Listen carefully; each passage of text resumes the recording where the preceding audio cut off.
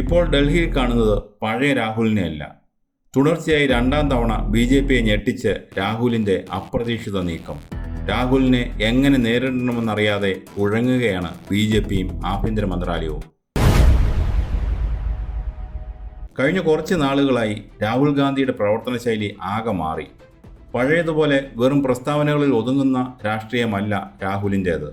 നമ്മൾ കണ്ടതാണ് പ്രധാനമന്ത്രിയുടെ വസതിക്ക് മുന്നിലെ അപ്രതീക്ഷിത പ്രതിഷേധം, ഇപ്പോൾ പോലീസ് സ്റ്റേഷനിലെ ധർണ. ഇതെല്ലാം കാണിക്കുന്നത് മുൻകൂട്ടി ആസൂത്രണം ചെയ്യാത്ത, അതേസമയം ഭരണകൂടത്തെ പെട്ടെന്ന് സമ്മർദ്ദത്തിലാക്കുന്ന സ്ട്രീറ്റ് പൊളിറ്റിക്സ് രാഹുൽ കൃത്യമായി ഉപയോഗിക്കുന്നു എന്നതാണ്.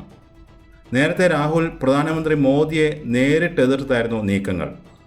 എന്നാൽ കഴിഞ്ഞ കുറച്ച് നാളുകളായി രാഹുൽ ഗാന്ധി ഉന്നമിടുന്നത് ആഭ്യന്തരമന്ത്രി അമിത്ഷായെയാണ്. രാഹുലിൻ്റെ അപ്രതീക്ഷിത നീക്കങ്ങളിൽ പലപ്പോഴും അമിത്ഷായ്ക്ക് അടി പതർന്നുമുണ്ട്. BJPയിലും കേന്ദ്ര സർക്കാരിലും ഏറ്റവും ശക്തനായ നേതാവാണ് അമിത്ഷാ. ഏത് പ്രതിസന്ധിയും നേരിടാൻ തന്ത്രങ്ങൾ ഒരുക്കാൻ കെൽപ്പുള്ള രാഷ്ട്രീയ ചാണക്യൻ.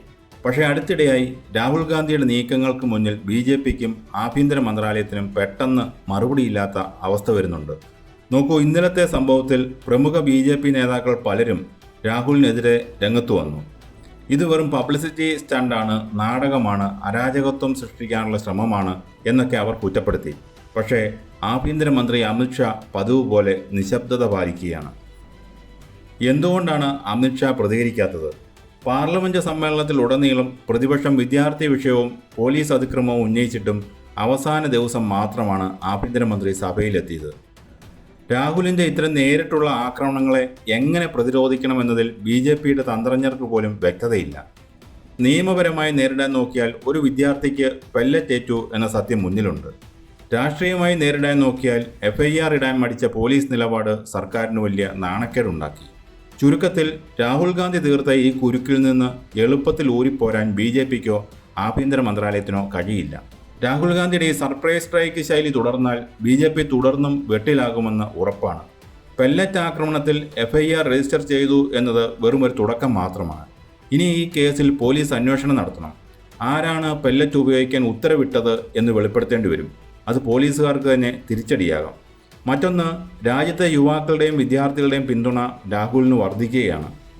നീറ്റ് ക്രമക്കേടുകളും തൊഴിലില്ലായ്മയും കാരണം വലയുന്ന വിദ്യാർത്ഥികൾക്ക് മുന്നിലേക്ക് അവർക്കൊപ്പം തെരുവിൽ നിൽക്കുന്ന ഒരു നേതാവായി രാഹുൽ മാറുകയാണോ?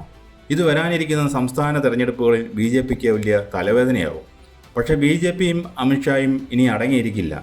രാഹുലിൻ്റെ ഈ അപ്രതീക്ഷിത ആക്രമണങ്ങളെ തടയാൻ അവർ പുതിയ രാഷ്ട്രീയ തന്ത്രങ്ങൾ മെനയുമെന്നത് ഉറപ്പാണ്. ഡൽഹിയിലെ പോലീസ് സ്റ്റേഷനിൽ ഇന്നലെ കണ്ടത് വെറുമൊരു ധർണയായിരുന്നില്ല. അത് പ്രതിപക്ഷ നേതാവെന്ന നിലയിൽ രാഹുൽ ഗാന്ധി നടത്തിയ കൃത്യമായ രാഷ്ട്രീയ നീക്കമായിരുന്നു. ഭരണകൂടത്തിൻ്റെ ഉന്നത കേന്ദ്രങ്ങളെ ഞെട്ടിക്കാനും പോലീസിനെ കൊണ്ട് സ്വന്തം തെറ്റ് തിരുത്തിക്കാനും രാഹുലിന് സാധിച്ചു. പക്ഷേ ഈ പോരാട്ടം ഇവിടെ തീരുന്നില്ല. FIR വീണു, ഇനി നീതി ലഭിക്കുമോ? ആ വിദ്യാർത്ഥിക്ക് കാഴ്ച തിരികെ കിട്ടില്ല, പക്ഷേ അതിന് ഉത്തരവാദികളായവർ ശിക്ഷിക്കപ്പെടുമോ?